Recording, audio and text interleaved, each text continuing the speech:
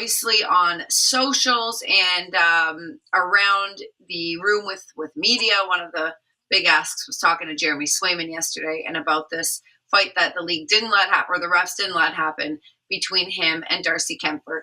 Want to know your thoughts about, I don't know where to start here, but first of all, Jeremy's saying he's defending a player from being touched, pushed around by Darcy. What do you make of the whole thing? First of all, I had no problem with it. Second of all, I wanted to see it. Third of all, I'm almost, ambivalent about the reason why Jeremy came to the center ice dot and was calling out Kuemper.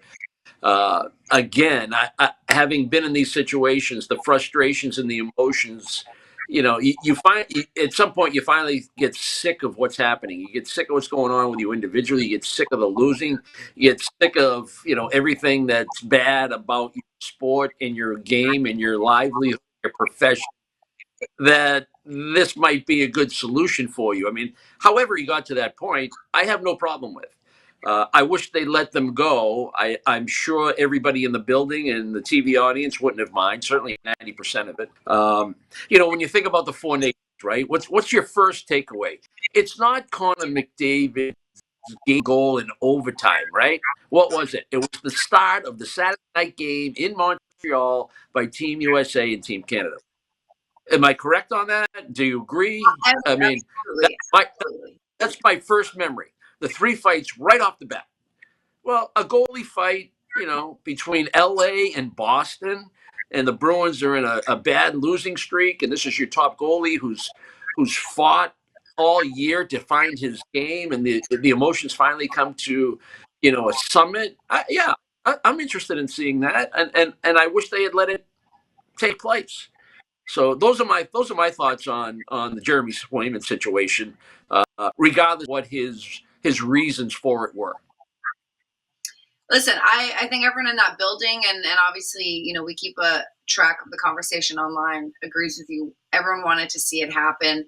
I don't get to sit right at the glass, depending on the arena. I don't always get to sit right at the glass. So I was a little further behind in the Zamboni, and I have to kind of fight my way through. There's a lot of staff there, and I heard the crowd and immediately ran up to the glass because it was about to explode in there. But unfortunately, like you said, they didn't let it happen. Might be asking you an impossible question, and if you can't answer it, that's okay. But why?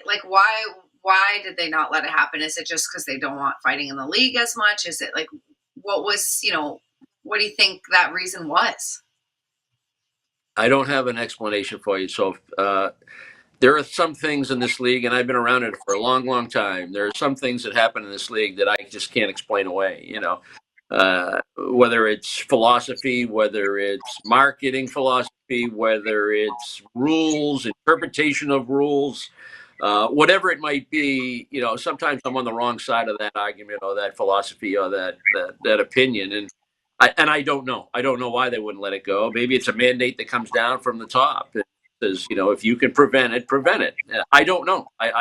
I'm not privy to those conversations. I don't know what their game plan is.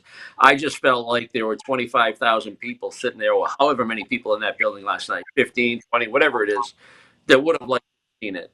And I think you've deprived them of it. And I don't think we're Neanderthal to think that.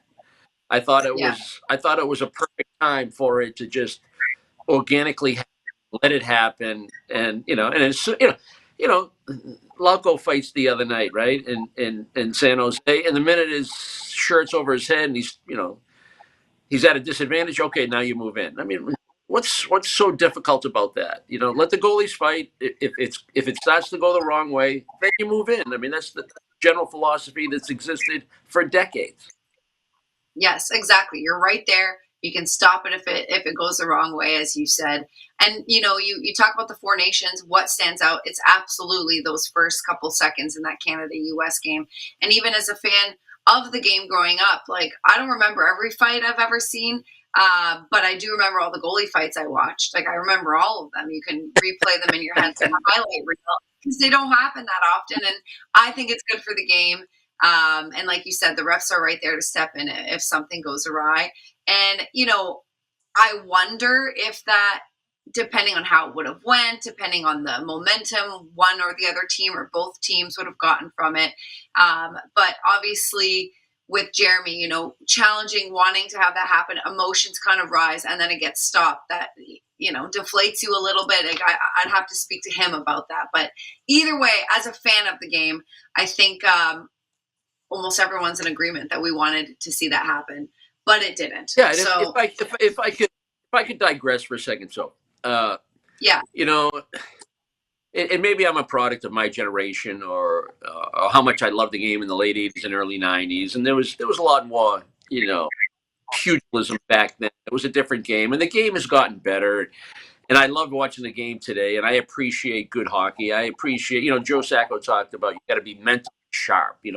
When things aren't going well and you play a lot of games in a short period of time, you have to be mentally sharp. You have to make the right decisions. You have to have game management. And I love that aspect of hockey. I love the subtleties, and I love the hockey IQ and the guys that play a smart game and teams that play a smart game. I appreciate all that. Top of my list. But I also like a good physical game. I'm a Boston kid. I grew up with the Bruins, in the 70s. Love that style of hockey. I was drafted by the Flyers. They were the Broad Street Bullies. And even though I didn't play that kind of game, I understood the importance of that part of the game. When I think back to 2011, and we all appreciated that Stanley Cup team and the way it was built and the way they played. And one of the games that stands out most to me was one night they played Dallas at the Garden, and there were 3 fights within the first 10 seconds of the hockey game. And then there was a fourth about a minute and a half later. And I remember Brad Marchand, and he was at the end of the Bruin bench while all these fights were taking place, closest to the Dallas bench. And Razor could tell you about it because he was the starting goalie for Dallas that night. And Marchand was yelling down to the Stars bench saying, really? Really? This is what you guys want to do? We haven't even gotten to Chara and Lucic yet, And the Bruins were winning the fights. I think Soupy Campbell lost the first one, and then Sean Thornton and Adam McQuaid and Andrew. It was just one after another. And I think Bruins fans love that, and I'm a product of that. I love it too. So it's just more ammunition for me to say I would not have mind seeing Swayman and Kuemper at center ice, particularly the way the Bruins feel about themselves right now. I think I would have enjoyed that.